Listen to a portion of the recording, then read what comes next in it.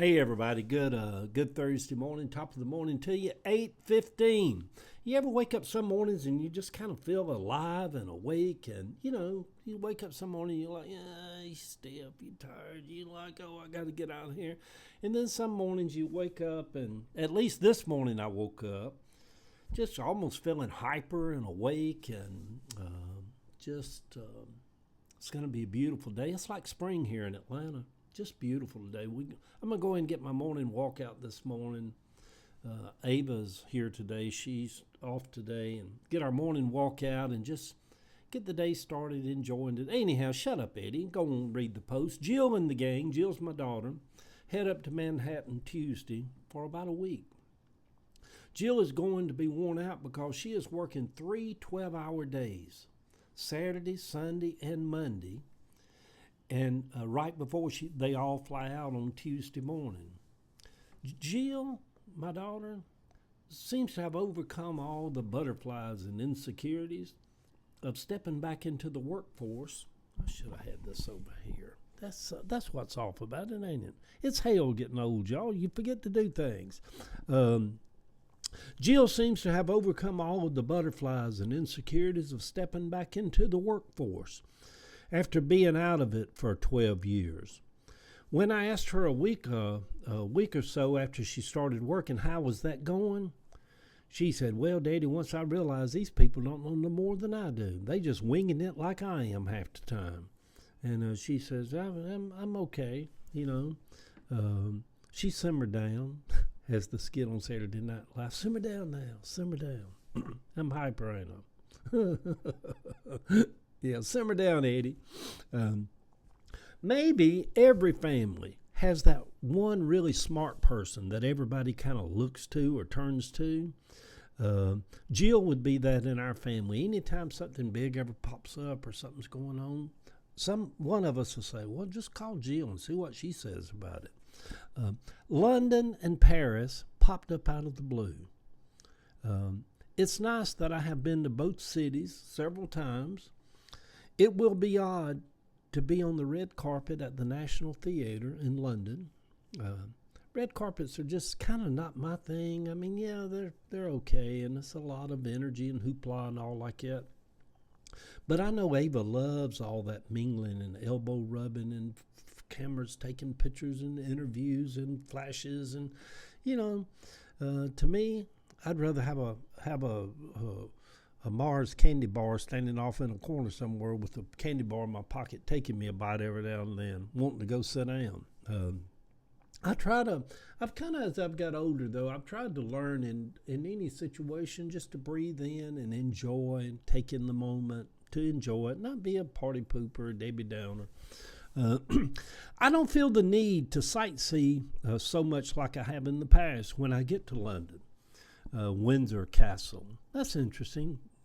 Bath or Bath, however they say that town where the Roman baths are, Buckingham Palace, Stonehenge. On the 5 nights that we'll be in London, I can just enjoy the energy of the city. Just kind of mingle, walk, cafes. I like sitting in parks. I like people watching. Ava will be tied up most days, which I don't hate. I'm not one of them kind of person that does. I like some Eddie time, alone time. It leaves me free to do nothing or to mingle around London and just breathe London. And with social media, who knows once I get there and I put online, we're here, there, or wherever, who I may run into. The world is really small. London and Paris is just next door to Atlanta, in the broad spectrum of stuff. Just around the corner, actually, like Riverdale, right down here. Who knows who I may run into. I don't like to be on a schedule when I travel. I know you have to catch the planes and the trains and all. But I'm not one of them kind of people that like to say, well, we got a ticket at the Louvre at 1, we got the Eiffel Tower at 3, we got this. I just don't like that because I might not feel like doing any of that a month from now. I try to plan as little as possible. I don't like to be on a schedule and every day already planned out. I like to leave room for the Holy Ghost to be able to move. You know, that's what they used to say in church days. Like, you go in these old Baptist churches, they got everything right down to ritual, what songs they're going to sing, this and that and that. They don't leave room for the Holy Ghost to move. Well, in Pentecostal churches, sometimes everything would just go out the window, and people get to shouting and praising Lord, and oh, what a mighty God we serve. And they left room for the Spirit to move, or they say. Who knows? For the whole, for me, y'all, I enjoy just a hotel day around a hotel, especially if it's a boutique little hotel or a nice hotel.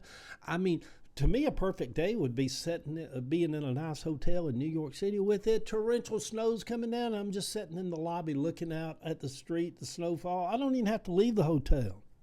Yeah, I love a hotel day. Anyhow, y'all, we have booked the flights. We fly into London. We fly out of Paris. First time I've done that, fly in one city and fly out the other. Because I didn't want to go back to London to catch that flight back to Atlanta. You pay a little bit more for that, but it's just the convenience of that. We have booked our stay in London. I had $300 of Expedia points to apply to the room. They have Marriotts in both places, and we can get some really good deals, but they're not in the areas that I want to be in, that we want to be in. We want to be right by the National Theater, since Ava's going to be tied up there, so she can just have a short walk to the theater. Ava booked our train tickets from London to Paris yesterday. We now need to book our room, our hotel in Paris. I love staying around Luxembourg Garden. I love walking down by the Seine in the evening and all the artists on the sidewalks. I love walking through the gardens around the Louvre. I might go to the Louvre again this time. It's just so big. But there's a lot of other museums in Paris also. But it could be fun to stay in the Marais district, if that's how you say it. That's kind of the gay part of Paris. But to me, all of Paris is gay. Gay Paris, it's all gay. To me, Paris reminds me of like New York's the masculine and Paris is the feminine of the two cities. New York is like real, just masculine, concrete. Paris is like if you put lipstick all over New York and some eyeshadow and some rouge and just prettied her up. I love both cities. If I was a billionaire, I'd have an apartment in both places. I love staying around Luxembourg Garden. I already did that, didn't I? I look forward to seeing Notre Dame again after it has been restored from that fire. That day I watched it burning. I'm like, oh my God, I loved the several times. I even went to a Sunday service at Notre Dame one Sunday in Paris, and we didn't stay for the whole service. In theory, it sounded. Catholic services are the most wretched, boring services you can ever sit through. I don't care whether you go to one in Savannah, Georgia, or go to one at Notre Dame. Oh, my God, they're just so boring. So boring. It's like, Jesus, please heal somebody in this place and get them up out of there. I just find them so boring. It actually caused me, you know what? It's kind of weird. Services like that, structured, whatever, caused me a lot of anxiety. I don't know why it causes. I just get fidgety. I just get this, and just get bored. Just get bored and like, go on. Somebody speak in tongues or heal a deaf person or something. We don't care about all this Latin you're speaking up here. Sing something about, oh, what a mighty God. We serve to the sun. Go on, Eddie. They are boring though.